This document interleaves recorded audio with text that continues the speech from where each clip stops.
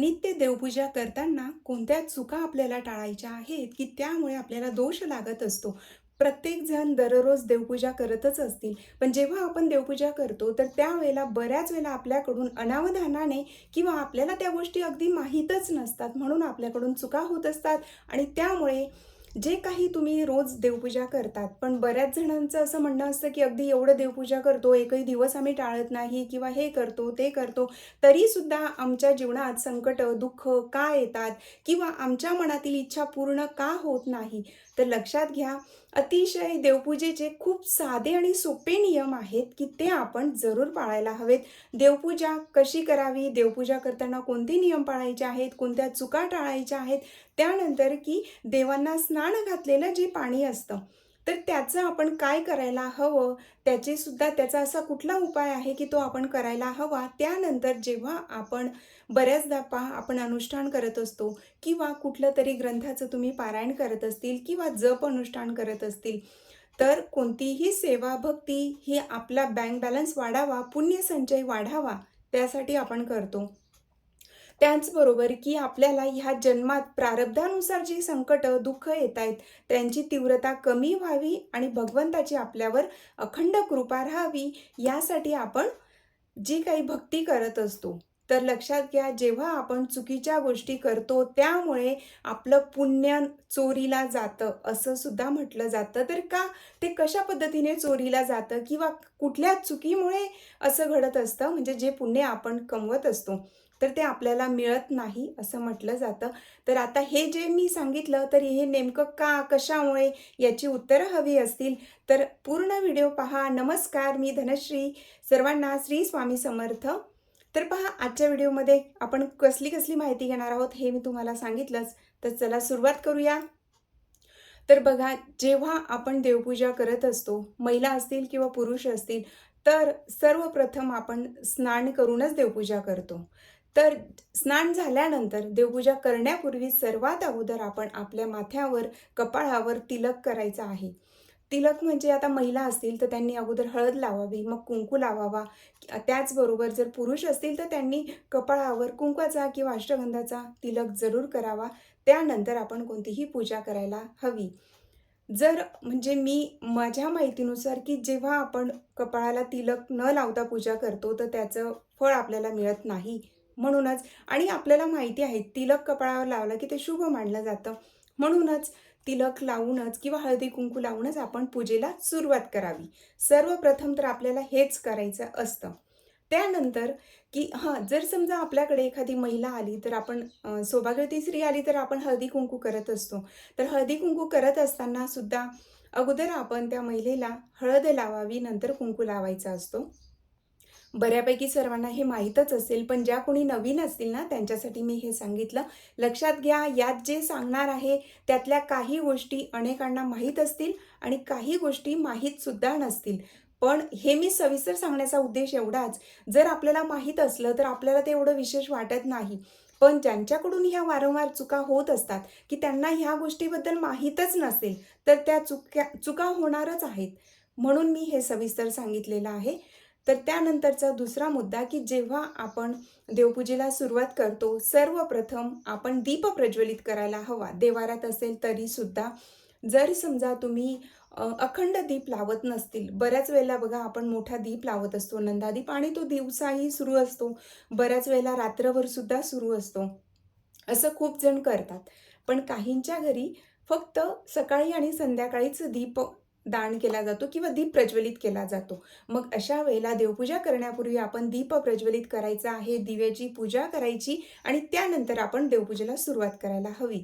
देवपूजा करत असताना इतरांशी गप्पा मारत वगैरे आपण किंवा काहीतरी बोलणं सुरू असेल आणि आपण देवपूजा करतोय, अशा प्रकारेही सुद्धा देवपूजा करायला नको. देवपूजा करताना पूर्ण श्रद्धेने, भक्तीने करावी, नामस्मरण करतच देवपूजा करायला हवी.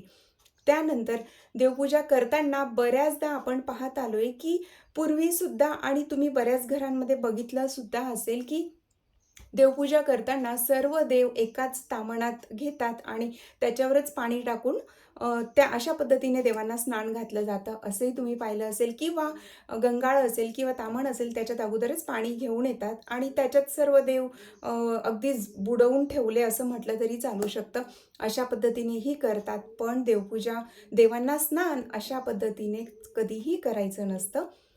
तर ज्या भांड्यात तुम्ही देवांना स्नान घालणार असतील ते थोडं मोठं असायला हवं. तर सर्व देव अगोदर तुम्ही एखाद्या ताटात किंवा ट्रेमध्ये, की जे भांडं अगदी फक्त देवांसाठीच वापरत असतील त्याच्यात सर्व ते काढून घ्यायचे देव. आणि त्यानंतर मग ज्या भांड्यात तुम्ही देवांना स्नान घालणार आहेत, तर समजा गणपती बाप्पांनाच सुरुवातीला आपण स्नान घालायला हवं. तर गणपती बाप्पांची मूर्ती आपल्या डाव्या हातात घ्यायची आणि एका कलशमध्ये पाणी घ्यायचं आणि मग नंतर आपण कलशाने पाणी त्या गणपती बाप्पांना त्या पद्धतीने स्नान घालायचं. असंही करू शकतात. किंवा जे लहान छोटे पाट असतात बघा, आता बऱ्याच ठिकाणी मिळतात. तर ते छोटे पाट असतात, तर अगदी छोट्या साईजमध्ये स्क्वेअर असतात ते. तर ज्या भांड्यात तुम्ही देवांना स्नान घालणार आहेत, त्यात तुम्ही ते पाट छोटंसं ते चौरंगसारखं ठेवायचं आणि त्याच्यावर गणपती बाप्पांची मूर्ती असेल, कुलदेवीचा टाक असेल, जे काही असेल ते त्याच्यावर ठेवायचं. आणि मग नंतर तुम्ही उजव्या हाताने देवांना पाणी अर्पण करायचं आहे आणि तेव्हा स्नान घालताना मंत्र बोलत, आपल्याला जो मंत्र आवडत असेल किंवा गणपती बाप्पा असतील तर गणपती बाप्पांचा, कुलदेवीला स्नान घालतील तेव्हा कुलदेवीचा मंत्र असंही तुम्ही बोलू शकतात. तर अशा पद्धतीने स्नान घालायचं आणि त्यानंतर ते जे देव असतात ते तसल्या तसे ओलेच्या ओले ठेवायचं नाही. एक स्वच्छ रुमाल घ्यायचा, की तो फक्त देव पुसण्यासाठीच असावा आणि त्याच्याने स्वच्छ देव पुसून मग ते देवाऱ्यात आपण त्यांची स्थापना करायला हवी. जर समजा गणपती असतील, बऱ्याच वेळेला काहींच्या घरी गणपती असतात तर खालचा भाग पोकळ असतो, तर शक्यतो पोकळ नसावाच. पण तरीसुद्धा देवाऱ्यात ठेवताना सुद्धा तुम्ही अक्षता थोड्या ठेवून मग त्याच्यावर गणपती बाप्पा ठेवू शकतात. त्यानंतर अन्नपूर्णा माता असेल, तर अन्नपूर्णा मातासुद्धा आपण जे लहान वाटीमध्ये आपण किंवा जे काही छोटी डिश असेल, तर त्याच्यात अक्षता ठेवायच्या आहेत, तांदूळ ठेवायचे आणि त्याच्यात आपण अन्नपूर्णा ठेवायला हवी. तर अशा पद्धतीने देवांची आपण स्थापना करायची आहे. त्यानंतर आपण दिव्याची पूजा तर आपण केलेलीच आहे. पण मग नंतर जेव्हा तुम्ही देवपूजा करतात, तर देवांना, कुठल्या देवांना हळदी-कुंकू अर्पण करावं आणि कुठल्या देवांना आपण अष्टगंध किंवा भस्म अर्पण करायला हवं. तर बघा, जे देवी आहेत, कुलदेवी असेल किंवा जे तुमच्याकडे देवी स्वरूप असतील, म्हणजे देवी स्वरूप म्हणजे देवीच असतील, पण त्यांना आपण हळदी-कुंकू अर्पण करत असतो. अगोदर हळद लावावी, नंतर कुंकू अर्पण करावा. त्यानंतर महादेवांना आपण भस्म लावतो हे सर्वांना माहीत आहे. तर त्यात तुम्ही जी रक्षा असते, जे धूप वगैरे लावले असते किंवा ज्या ठिकाणी होम हवन होतात, त्या ठिकाणची जी अ, विभूती असते, ती सुद्धा तुम्ही भस्म म्हणून वापरू शकतात महादेवांना अर्पण करताना. किंवा पांढऱ्या रंगाचं एक भस्मसुद्धा मिळतं, तसंही तुम्ही अर्पण केलं तरीसुद्धा चालू शकतं.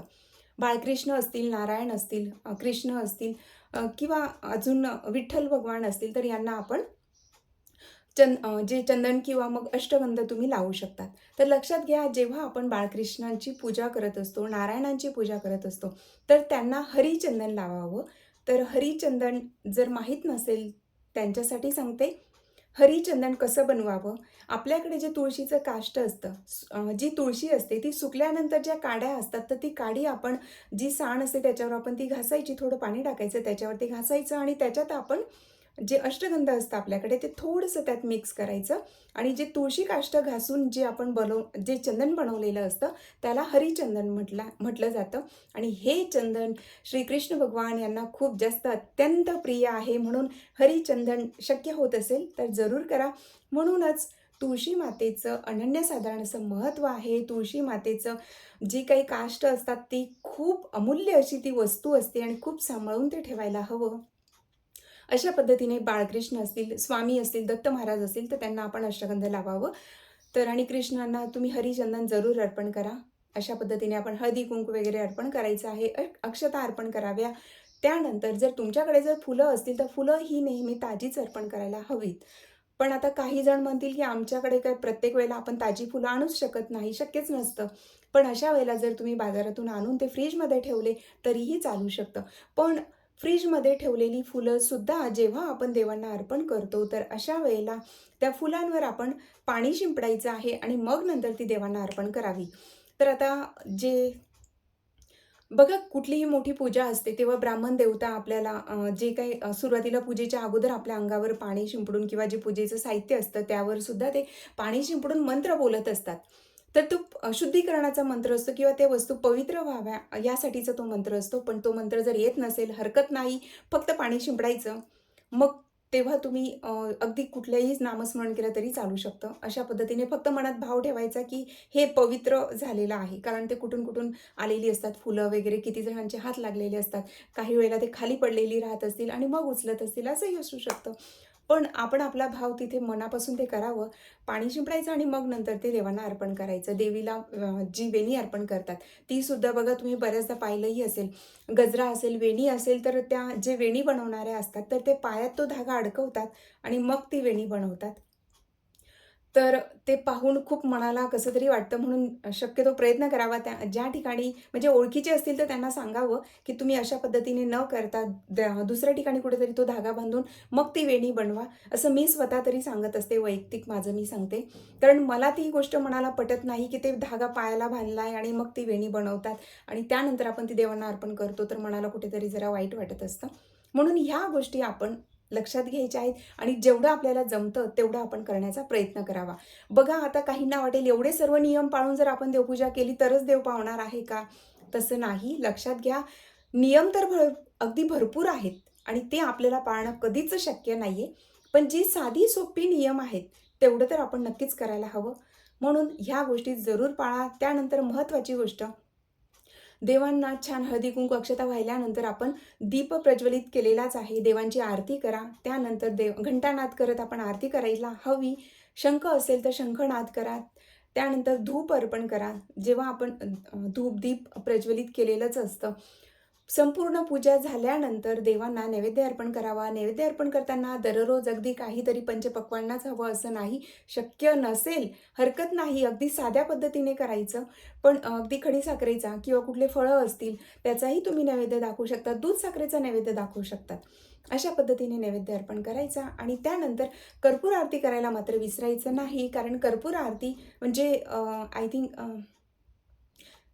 कुठेतरी माझं वाचण्यात आलेलं, जेव्हा आपण कर्पूर आरती करत असतो, संपूर्ण पूजा झाल्यानंतर आपण कर्पूर आरती करतो. तर कर्पूर आरती जेव्हा करतो, तर त्यावेळेला अश्वमेध यज्ञ केल्याचं पुण्यफळ आपल्याला प्राप्त होतं आणि अगदी ते त्याच वेळेला आपल्या खात्यात ते जमा होत असतं, असंही म्हटलं जातं. म्हणून कर्पूर आरती करायला विसरायचं नाही. त्यानंतर की तेलाचा दिवा आणि तुपाचा दिवा असतो. तर बघा, जेव्हा आपण तेलाचा दिवा लावतो, तर तो देवांच्या अ, तेलाचा दिवा असेल तर तो देवांच्या डाव्या बाजूला असावा आणि तुपाचा दिवा असेल तर तो देवांच्या उजव्या बाजूला असावा. बघा, आपली डावी आणि उजवी बाजू नाही. देवांच्या उजव्या बाजूला तुपाचा, देवांच्या डाव्या बाजूला तेलाचा. अशा पद्धतीने लावायचं. जर 2 दिवे लावत असतील तेव्हा. आणि जेव्हाही तुम्ही दीप प्रज्वलित करतात, अजून एक महत्त्वाचा मुद्दा की आता दिव्याचा विषय निघाला म्हणून सांगते. तर हा अतिशय प्रभावी आणि दिव्य चमत्कारिक असा उपाय आहे, जो मी आता सांगणार आहे. तर हा अगदी तुम्ही लक्ष्मी प्राप्तीसाठी, प्राप्त लक्ष्मी स्थिर राहण्यासाठी, त्याचबरोबर अनंत पुण्याची प्राप्ती करून देणारा हा उपाय आहे, जो मी आता सांगणार आहे. तर तो काय आहे पहा, की जेव्हा आपण एकादशी असेल, पौर्णिमा असेल, गुरुवार असेल किंवा अजून विशेष पर्व असतात, विष्णू भगवानांची रामनवमी असेल, कृष्ण जन्माष्टमी असेल, तर अशा वेळेला तुम्ही भगवान विष्णूंना, नारायणांना किंवा कृष्ण असतील, विठ्ठल भगवान असतील, तर यांना आता जे मी सांगणार आहे हे जरूर करा. तर त्यांना जो काष्ट असतं, तुळशी काष्ट असतं, तुळशी काष्टाचा दीप जरूर अर्पण करा. तर आता तुळशी काष्टाचा दीप कसा लावावा? बघा, जे अगोदरच मी सांगितलं, की सुकलेली तुळशी जी असते, तर त्या काड्या खूप अमूल्य असतात. म्हणून त्या जपून ठेवायला हव्यात. तर बघा, त्या जे तुळशीची काष्ट आपण घ्यायची, मग ते तुम्ही 3, 5, 7, 11 अशा विषम संख्येत घ्यायच्या.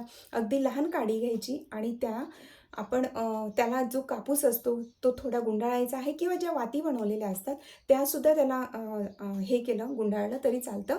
आणि त्यानंतर एक मोठा मातीचा दिवा घ्यायचा. शक्यतो मी तरी म्हणजे मातीचं पंती, दिवा जे काही असतं दिवाळीत जे आपण लावत असतो, ते घ्यायचं मोठं आणि त्याच्यात ते ठेवायचं आहे आणि त्यात आपण साजूक तूपच वापरायला हवं. त्यात तेलाचा लावला तर चालेल का? प्लीज असं विचारू नका. काही गोष्टी जशा आहेत तशाच कराव्यात. तर साजूक तूप त्यात टाकायचं आहे आणि त्यानंतर त्या दिव्याची आपण पूजा करायची आहे. पूजा केल्यानंतर प्रत्येक पौर्णिमेला, प्रत्येक एकादशीला आणि जन्माष्टमी असेल, रामनवमी असेल, तेव्हासुद्धा गुरुवार असेल, तेव्हासुद्धा भगवान विष्णूंना तो दीप जरूर त्यांच्यासमोर प्रज्वलित करा. त्या दिव्याने तुम्ही त्यांची आरतीसुद्धा करू शकतात आणि तो दिवा कृष्ण असतील, सांगितलं तुम्हाला की नारायणांची जी कुठली तुमच्याकडे विग्रह असेल, कुठल्याही स्वरूपात असतील तरीसुद्धा तो त्यांच्यासमोर प्रज्वलित करायचा आणि तो दीप त्यांना ओवाळायचा आणि तुलसी काष्टाचा दीप आपण श्रीकृष्ण भगवान नारायण तुम्हाला अर्पण करते, असं मनापासून आपण ते सांगायला हवं. त्यांना माहीत असतं, पण आपला भाव तो हे करण्याची एक पद्धत असते. म्हणून आपण आपल्या परीने ते सांगायचं आणि तो दीप त्यांना जरूर अर्पण करा. ही अतिशय दिव्य अशी सेवा आहे. खूप जास्त अनंत पुण्याची प्राप्ती करून देणारी ही सेवा आहे. आर्थिक संकटं असतील किंवा पैसा टिकत नसेल, बऱ्याच वेळेला पैसा येत असतो, पण पैसा टिकणं सुद्धा तेवढंच महत्त्वाचं असतं. म्हणून तुम्ही ही सेवा जरूर करा. तर अशा पद्धतीने तो दीप आपण त्यांना प्रज्वलित करायचा. आरतीसुद्धा तुम्ही बोलू शकतात. नारायणांची आरती बोला, कृष्ण भगवानांची आरती बोलू शकतात. त्यानंतर तो दीप प्रज्वलित केल्यानंतर जे काही रक्षा असते, तर ती तुम्ही पाण्यात वगैरे विसर्जन करायची किंवा निर्माल्य जेव्हा आपण विसर्जन करतो, तेव्हा ते विसर्जन करायचं. पण ते कधीही रक्षा असेल किंवा फुलं असेल, निर्माल्य असेल, तर ते डस्टबिनमध्ये टाकायचं नाही. असं कोणीही करत नसेल. पण तरीसुद्धा बऱ्याचदा जी आपण धूप वगैरे लावलेलं असतं, बऱ्याचदा ती खूप जमा होते आणि त्यानंतर मग ते पटकन उचलून ते डस्टबिनमध्ये टाकलं जातं. असं करायचं नाही. ते पाण्यातच आपण विसर्जन करायचं आहे. ज्या ठिकाणी पाण्यात विसर्जन करण्यासाठी सोय नसेल, जागा नसेल, तर त्यांनी कुठेतरी एक मोकळ्या जागेत छोटा खड्डा करायचा. त्यात मग जे काही निर्माल्य असेल ते किंवा हे रक्षा वगैरे जे आपण जमा करून ठेवलेलं असेल, की ते खूप जास्त असतं. मग अशा वेळेला ते तुम्ही त्या जो खड्डा केलेला असेल त्यात टाकून मग ते वरून तुम्ही पॅक करू शकतात. अशा पद्धतीने केलं तरीही चालतं. घरामध्ये निर्माल्य कधीही साचवून ठेवू नये. त्यामुळे नकारात्मकता वाढत असते. त्यानंतर महत्त्वाचं, तर अशा पद्धतीने आपल्याला हे सर्व काही करायचं आहे. आणि त्यानंतर महत्त्वाचं म्हणजे बघा, जेव्हा आपण शिवलिंगाची पूजा करत असतो, तर महादेवांना आपण भस्म अर्पण करतो.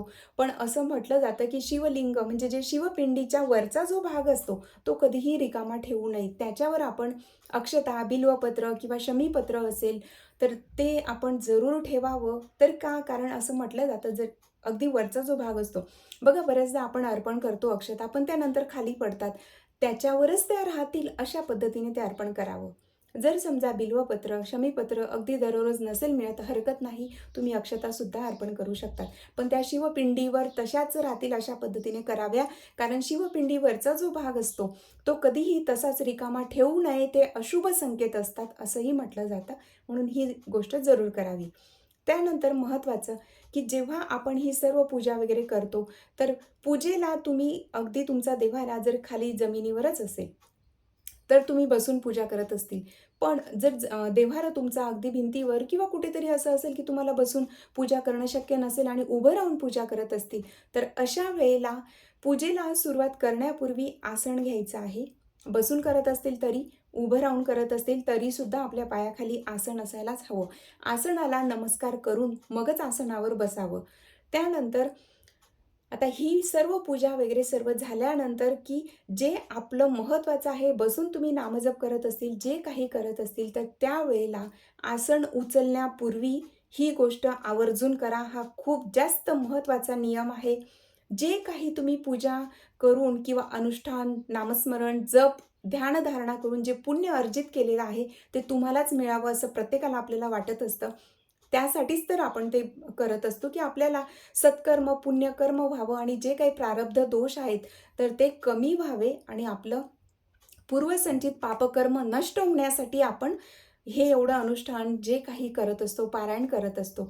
तर बघा, त्यासाठी ते पुण्य आपल्यालाच प्राप्त व्हावं म्हणूनच सर्व काही तुमचं पूजा, जप, तप ते झाल्यानंतर जेव्हा तुम्ही आसनावरून उठतात, आसनावरून उठण्यापूर्वी आसनाच्या खाली आपल्याला पळीभर पाणी सोडायला हवंच.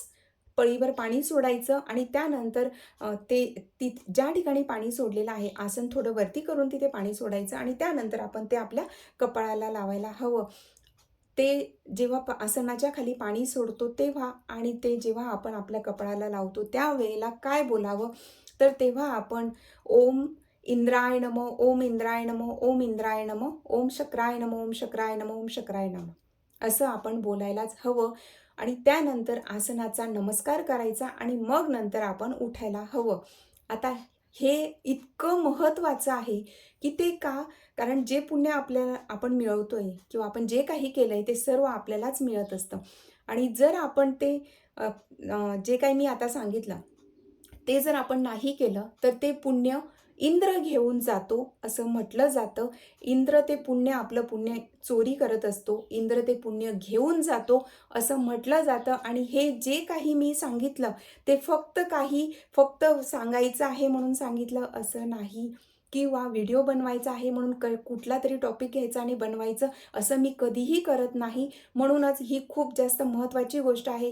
जर मी तुम्हाला चुकीचं सांगितलं, तर ते सुद्धा मला सुद्धा तो दोष लागतो. म्हणून मी जेव्हा व्हिडिओ बनवते, तर बऱ्यापैकी मी सर्व गोष्टींची माहिती घेतलेली असते आणि बऱ्याच गोष्टी मी स्वतः करते, तरच मी त्या तुमच्यापर्यंत पोहोचवत असते. कारण ही खूप जास्त महत्त्वाची गोष्ट असते. दुसऱ्याला आपण चुकीचं सांगितलं, की ते सुद्धा त्याचा दोष आपल्याला लागत असतो. कारण प्रत्येक कर्माचा हिशोब असतो, असं मला वाटतं. म्हणून जे मी तुम्हाला सांगितलं हे खूप महत्त्वाचं आहे. जरूर करा.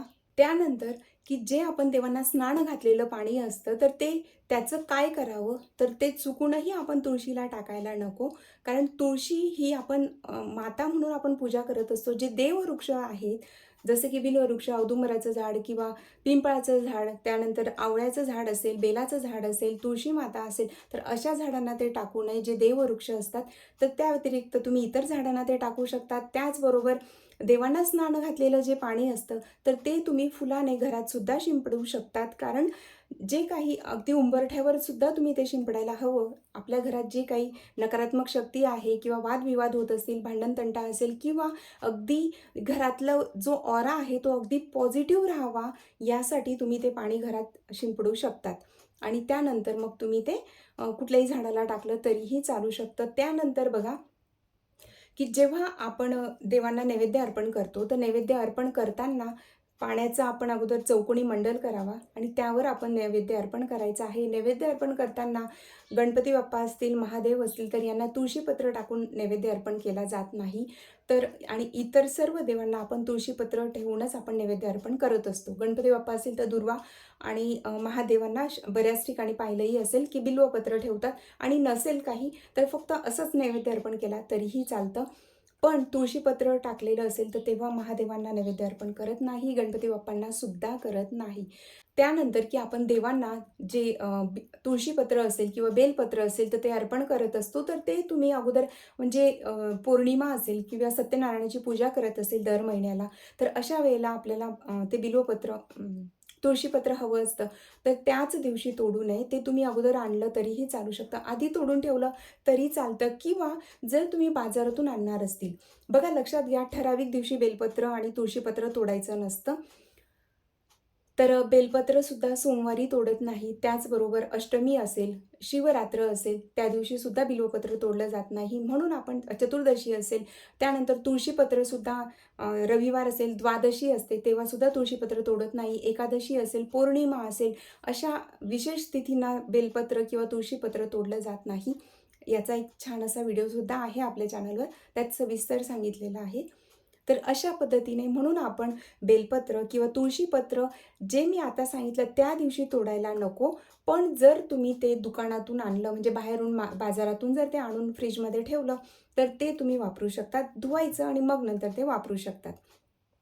त्यानंतर की जेव्हा तुम्ही बेलपत्र वापरत असतात, तर ते अगदी 8 दिवस अगोदर जरी आणलेली असली, तरीसुद्धा ते वापरू शकतात. कारण बेलपत्र हे शिळी होत नाही. 8 दिवसापर्यंत आपण त्यांचा वापर करू शकतो. पण जेव्हा अर्पण करतील, तेव्हा ते पाण्याने धुवून घ्यायचं, मग अर्पण करायचं. तुळशीपत्रसुद्धा अशाच पद्धतीने करावं. जेव्हा बऱ्याचदा बघा तुळशीपत्र तोडायचं आपण विसरतो आणि मग देवांना नैवेद्य अर्पण करताना आपल्याला आठवतं, की अरे आज तर तुळशीपत्र तोडणं निषिद्ध मानलं जातं किंवा वर्ज्य आहे. मग अशा वेळेला तुम्ही जर तुमच्याकडे जे तुळशी काष्ट असेल, जे मी अगोदर सांगितलं, तुळशीची एक छोटी काडी असली, तीसुद्धा तुम्ही त्या ताटात ठेवली तरीही चालू शकतं. किंवा आता जे तुळशी माळ मिळतात, जे कंठी वगैरे असतात, तर लहानसुद्धा मिळतात. ती लहान माळसुद्धा तुम्ही तुमच्याकडे कायमस्वरूपी देवाऱ्यात ठेवू शकतात, की जेणेकरून समजा तुळशीपत्र तोडणं विसरले, तर अशा वेळेला तुम्ही ते ताटात ती छोटी तुळशी माळसुद्धा ठेवू शकतात. पण गळ्यात धारण करायची तुळशी माळ असेल तीच आपण तिथे अर्पण करायची नाही. ती अगदी वेगळीच असायला हवी. त्यानंतर की जे आपण जप करत असतो, तर बघा गळ्यात धारण करण्याची तुळशी माळ असते, जी मोठी तुळशी असतात, ज्याच्यावर आपण जी माळ असते तुळशी माळ, तर बरेच जण तशा पद्धतीची सुद्धा गळ्यात धारण करत असतात. त्याच माळेवर जप करायचा, त्यात पुन्हा ती माळ गळ्यात घालायची, असं करायचं नसतं. कारण जी माळ आपण धारण करत असतो, तिच्यावर आपण जप करायचा नाही. दोघंही माळ आपल्या वेगळ्या असाव्या. अगदी काही न ठेवता नैवेद्य अर्पण करू नये. तुळशीपत्र, तुळशीची काडी किंवा तुळशी माळ जरूर असावी. त्यानंतर महत्त्वाचं की द्वादशी तिथी असते, तेव्हा रविवारचं तर सर्वांना माहीतच असेल की रविवारी तुळशीला जल अर्पण करत नाही. पण एकादशीला सुद्धा करायचं नसतं. एकादशी, द्वादशी ह्या दिवशी सुद्धा जल अर्पण करू नये. का? कारण विशेष म्हणजे बघा द्वादशी तिथी असेल, तेव्हा तर चुकूनही तुळशी मातेला स्पर्श करायचा नसतो. कारण द्वादशी तिथी असेल त्या दिवशी जल अर्पण करू नये किंवा स्पर्श करायचा नाही. नमस्कार करायचा असेल, दीप प्रज्वलित करायचा असेल तुळशी मातेजवळ, तर तो लांबूनच करावा. तुळशी मातेला स्पर्श होणार नाही, ही काळजी घ्यायची. कारण द्वादशी तिथीला जर आपण तुळशी मातेला स्पर्श केला किंवा त्या ठिकाणी आपण जल अर्पण केलं, तर ब्रह्महत्या केल्याचं पाप लागत असतं. आणि हे जे मी सांगितलं हे अतिशय सिद्ध असे व्यक्ती आहेत आणि ज्यांचा आपण एक सत्संग म्हणून आपण ते ऐकत असतो. त्यांच्याकडून हे मी ऐकलेलं आहे. तेच मी तुमच्यापर्यंत पोहोचवते. कारण ह्या गोष्टी मला स्वतःलाही आवडतात. म्हणून मी ते ज्ञान आपल्याला कसं मिळेल? खूप तर आपण सर्व गोष्टी पाळून अगदी नाहीच करू शकत. पण जेवढ्या आपल्याला जमतील तेवढ्या तरी आपण कराव्या, असं माझं स्वतःचं मत आहे. द्वादशी तिथी असेल तेव्हा तुळशी मातेला स्पर्श चुकूनही व्हायला नको. हे ज्या काही आपण चुका करत असतो, ते दोष लागत असतात आपल्याला आणि म्हणूनच देवपूजा करताना ह्या सर्व गोष्टी जरूर लक्षात असू द्या. तर पहा, ह्या अगदी साध्या-साध्या गोष्टी आहेत, पण त्या गोष्टी आपल्याला माहीत नसतात किंवा माहीत असल्या तरी आपण जाणून-बुजून त्या चुकूनही करू नका. अशा माहिती असल्यानंतर तरी चुका करायला नको. तर पहा, खूप साध्या गोष्टी आहेत. जेव्हा आपण ते लक्षात ठेवतो, सुरुवातीला आपण काही वेळेला विसरतो, पण एकदाची आपल्याला सवय झाली, की बरोबर आपलं लक्षात असते, की आज तुळशीपत्र तोडावं का? किंवा तुळशीला आज जल अर्पण करायचं नाहीये किंवा देवपूजा करताना या गोष्टी आपण करायला हव्यात. अशा पद्धतीने ते अगदी साध्या गोष्टी आहेत. खूप जास्त काही खूप कडक आहे, आपण ते पाळू शकत नाही, अशातला काहीच भाग नाहीये. तर त्यानंतर महत्त्वाचं, तुळशी मातेची पूजा आपण दररोज करायलाच हवी, करतच असतील. पण तुळशी मातेची पूजा करताना महिलांनी अगदी आपले जेव्हा केस धुतलेले असतील आणि ओले केस असतील, तर ओल्या केस असताना आपण तुळशी मातेची केस मोकळे आणि ओले असतील, त्यावेळेला तुळशी मातेची पूजा करू नये. तुळशी मातेची पूजा करताना केस सुकलेले असावे आणि ते बांधले तर अतिउत्तम. अशा पद्धतीने जरूर करावं. की जेव्हा आपण दीप प्रज्वलित करत असतो, तेलाचा असेल, तुपाचा असेल किंवा तुळशी काष्टाचा असेल किंवा कधी आपल्याकडे बऱ्याचदा पूजा वगैरे असतात किंवा सत्यनारायणाची पूजा तुम्ही करतात. लक्षात घ्या, दीप हा डायरेक्ट जमिनीवर कधीही ठेवायचा नसतो. देव्हाऱ्यात असेल तेव्हासुद्धा आपण त्याच्याखाली आसन आपण दिव्याला द्यायला हवं. आणि जेव्हा आपण मोठी पूजेची मांडणी केलेली असेल, लक्ष्मीपूजन असेल किंवा अजून कुठल्या पूजा असतील, तर बऱ्याच ठिकाणी तुम्ही पाहिलं सुद्धा असेल, डायरेक्ट जमिनीवर समई ठेवलेल्या असतात. समई असेल, दिवा असेल, पंथी असेल, निरांजन असेल, पंचआरती असेल, जे काही असेल ते डायरेक्ट जमिनीवर ठेवायचं नसतं. त्यासाठी आपण त्यांना आसन द्यायला हवं. तर मग आता आसन कसं द्यावं? तर एखाद्या तुम्ही डिशमध्ये अक्षता ठेवायच्या, अक्षतांवर हळदी-कुंकू व्हायचं आणि मग त्याच्यावर तुम्ही दीप, समई, निरांजन जे काही असेल ते ठेवायला हवं. अक्षता ठेवल्यानंतरच आपण दीप ठेवायला हवा. हे खूप जास्त महत्त्वाचं आहे, हे लक्षात घ्या. महत्त्वाच्या गोष्टी आहेत, जमतील तेवढं पाळण्याचा जरूर प्रयत्न करा. आणि खूप चांगली अशी माहिती आहे, तुमच्या ओळखीतले एक मैत्रिणी वगैरे ज्यांना कोणाला तुम्हाला वाटत असेल, की ही महत्त्वाची माहिती त्यांना पण असायला हवी आणि ही देवपूजेविषयीचे हे नियम आपल्याला जरूर माहिती असायलाच हवे. कारण खूप साधे सोपे नियम आहेत. म्हणून शेअर करायला विसरू नका आणि माहिती थोडी जरी आवडली असेल तर लाईक जरूर करा. या माहितीचा इतरांनाही उपयोग व्हावा हा चांगला विचार मनात ठेवून जरूर शेअर करा. श्री स्वामी समर्थ.